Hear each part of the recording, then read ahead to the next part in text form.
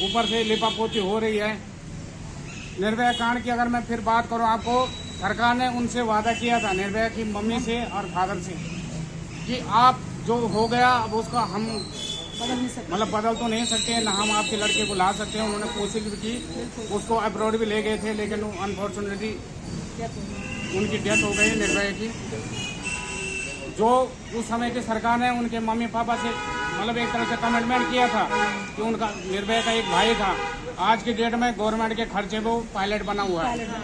उसकी शिक्षा दीक्षा जो है गवर्नमेंट सरकार ने की है। और आज उनका भाई परिवार का कोई भी आदमी नहीं चाहता कि मेरा ये आदमी गुजरे, मेरे को इतना क्लेम मिले। लेकिन अनफॉर्चुनेटली समाज, हम लोग समाज के एक हिस्से हैं। सरकार हमसे अछूती नहीं है और हम सरकार से अछूती नहीं है।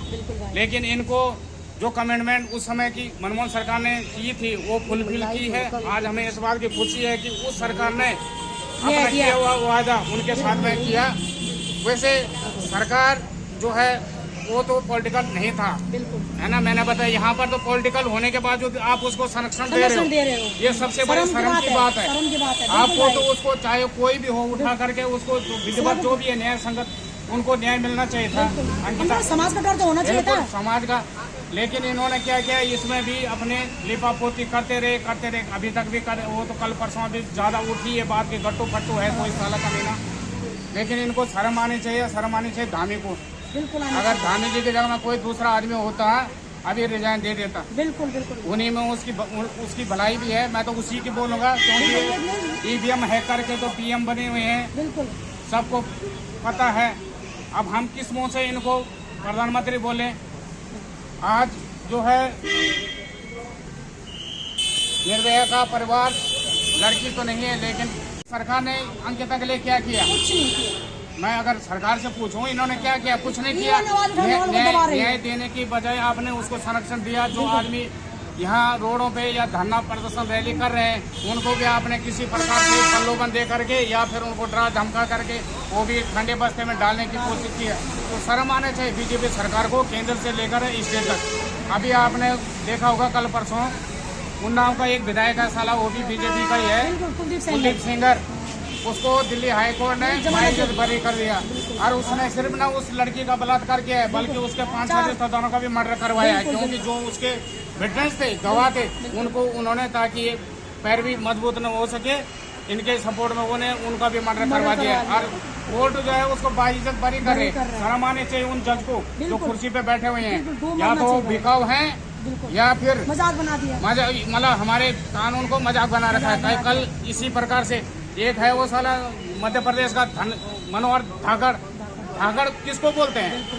जिसके सीने में संविधान का डर हो, अपने भाई बंधुओं का कानून का एक पालन करने वाला हो, सच्चा हो, वो साले कुत्ते की तरह जो बीच रोड में गलत काम कर रहा है। तो मेरे को तो लग रहा है बीजेपी की जो नस्ल है आरएसएस, ये बर्बादी है। बीजेपी का कोई भी उठा के ले लीजिए आप। इन्हीं का उत्तराखंड की बात कर रहा हूँ मैं, इनका पोस्टमार्टम एक्सरे वगैरह सीटी स्कैन किया जाए, इनमें भी न जाने कितने गट्टू फट्टू सब आज भी मिल जाएंगे। लेकिन वो हमारे नॉलेज में नहीं, इसलिए वो एक तरफ से देखा जाए तो व्हाइट कोट पहन करके हमारे सब समाज में घूम रहे हैं। हमें शर्म आती है मुख्यमंत्री धामी पर भी, और जो ऐसे लोगों को प्रमोट कर रही है, ऐसे लोगों को अपने पार्टी में रख रही है। अभी आपने देखा होगा, हमें तो शर्म भी आती है, मातृशक्ति है, लेकिन यही उन्होंने अपनी लड़की को खुद उसमें देती थी। ये भाजपा की साजिश है। तो ये भी तो वो भी तो भाजपा की है। हमारी समझ में नहीं आता भाजपा को हो क्या गया है। इस प्रकार से कैद कर दिया ना कि उनके पास कोई चारा नहीं है, या तो मर या मार। लेकिन ये गलत है मैडम, बिल्कुल गलत है भाई। संविधान आज नहीं तो मैं तो ये मानता हूँ संविधान कानून आज भी जीवित है, हमेशा जीवित रहेगा। लेकिन इनकी जो है सत्ता तो परिवर्तन होते ही रहते हैं।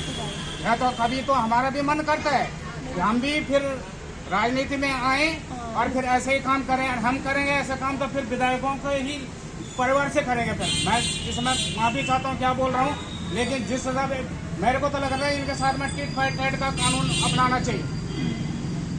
बाकी इससे ज्यादा मैं क्या बोलूँ, बड़ी शर्म की स्थिति बना रखी है समाज में। और पता नहीं हमारा मतलब देखा जाए तो हमारे लिए तो बोल रहे हैं जी, हमारा इतना फंड हमें आ रहे हैं। विधायकों का 1,05,000 से 4.5 लाख तनख्वाह कर दिया है। विधायक 2 दिन विधायकी करता है, उसके बाद में पेंशन है। आपको थोड़ा सा मालूम होगा, मैं उस पर भी फोकस करता हूँ कि जब कोरोना काल लगा था 2020 से, तो 2020 और 2021 इन्होंने 18 महीने का डे रोक रखा है सारे लोगों का, सेंट्रल गवर्नमेंट के जो एम्प्लॉय हैं। अच्छा, क्या मैं प्रधानमंत्री से इसी मैं सिलसिले में बात करना चाहता हूँ कि क्या आपने माननीय सुप्रीम कोर्ट को पूछ करके उनका होल्ड किया था, 18 महीने का डे होल्ड किया था? अभी आप 5 साल गुजर गए, मतलब आर्मी वालों के लिए या अर्धसैनिकों के लिए आप पैसा देने के लिए आपकी नानी मर जाती है, और खुद के अयासी पे आपको पता है आपने 12 सालों में कितना जनता का खून पसीने का पैसा करोड़ों 12,000 करोड़ रुपए आपने डाल दिया खाते बट्टे में। अपने मतलब जो पॉलिटिकल लीडर हैं उनका 10,000 करोड़ रुपए लोन ले रहे हैं, उसको कह रहे हैं कि 200 करोड़ लोन जमा कर दे, बाकी माफ में जाते हैं। तो बड़ी शर्म की बात है। उसको भी अभी 8th पे कमीशन आने वाला है, उसमें भी सरकार को पता है कि 18 महीने टाइम लेते, तो 18 महीने पहले भले 1 साल पहले बिठा दो ना उस कमेटी को। वो भी कुछ नहीं है। तो आम जनता कुछ अपनी डिमांड रखे भी, लीगल डिमांड रखे भी, वो भी देशद्रोही है। इनकी CBI ED क्या काम करती है फिर? या तो फिर अपोजिट वालों को सत्ता में प्रेशर दे करके सत्ता से हटवाना अपने में। अब मेरी तो समझ में नहीं आता है कि बीजेपी के पास कौन सी वॉशिंग मशीन है, कौन सी कंपनी है, वो हमें भी बता दें। हो सकता है हम भी थोड़ा उसमें रिसर्च करें, देखें कि भैया कैसी वॉशिंग मशीन है कि उसमें जो भी नेता उसमें डालता है वो साफ होकर के उसको क्लीन चिट मिल जाती है, चाहे उसमें अरबों रुपए का घोटाला है, चाहे खरबों रुपए का घोटाला है। भाई समझ है। लेकिन अगर यही सिलसिला रहा तो मैडम वो दिन दूर नहीं। अभी आप ऋषिकेश का ही मामला ले लीजिए। और भाई मैं ये कहना चाहती हूँ कि बीजेपी के हौसले इसलिए बुलंद नहीं क्योंकि जनता जो है अंधभक्त बनी हुई है। अगर जनता अंधभक्त नहीं होती तो बीजेपी की इतनी औकात नहीं होती इस प्रकार से प्रकरण करने के, है कि नहीं? ये कहते हैं राष्ट्र प्रथम, जब बेटी का साथ बलात्कार करते राष्ट्र प्रथम का ध्यान नहीं आता। इन बेटी के साथ अत्याचार होते तब इनको समझ नहीं आती। मैडम अगर धर्म की बात मैं करूँ तो एक बार आज से पहले मतलब 12 साल से पहले कांग्रेस के टाइम पर गौ मांस में निर्यातक में 9 नंबर पे आता था इंडिया। आज के डेट में अगर ये बोलते धर्म के, इतने ही अगर धर्म के हैं तो ये फिर गौ मांस में वर्ल्ड का दूसरा नंबर क्यों आ गया? बिल्कुल 250 करोड़ रुपए तो गौ मांस से ले रखा है इन्होंने, और इधर बोलते हैं कि हाँ जी हम तो धर्म के रखवाले हैं। 250 करोड़ भाई 2.5 अरब पैसा ले रखे उन्होंने। 2.5 अरब ले रखे हैं, मतलब 250 करोड़। जब गौ मांस हो ना 2.5 अरब लिया था। अरब में जाए तो 2.5 अरब और वैसे में जाए 250 करोड़ रुपए। तो समझ से परे है मैडम। ये तो हमें तो शायद दूसरा जन्म लेना पड़ेगा तब जाके इनकी ये। अब वैसे बोलते हैं कोई भी कि नहीं कि कानून तो सबके लिए बराबर है, तो कानून कहाँ बराबर है मैडम? इनको अगर पूछा जाए कानून कहाँ बराबर है? कानून का तो तुमने इतना बड़ा खाई बना रखी है। पॉलिटिकलों के लिए अलग कानून है, छोटे हम जैसे छोटे आदमियों के लिए अलग कानून है। हम तो ये चाहते हैं कि भैया कानून एक समान हो, और जो भी है ये गट्टू पट्टू इनको कड़ी से कड़ी सजा मिले, और इस मामले में CBI इंक्वायरी होनी चाहिए। बेटी अंकिता हम शर्मिंदा है, बेटी कातिल जिंदा है। बेटी अंकिता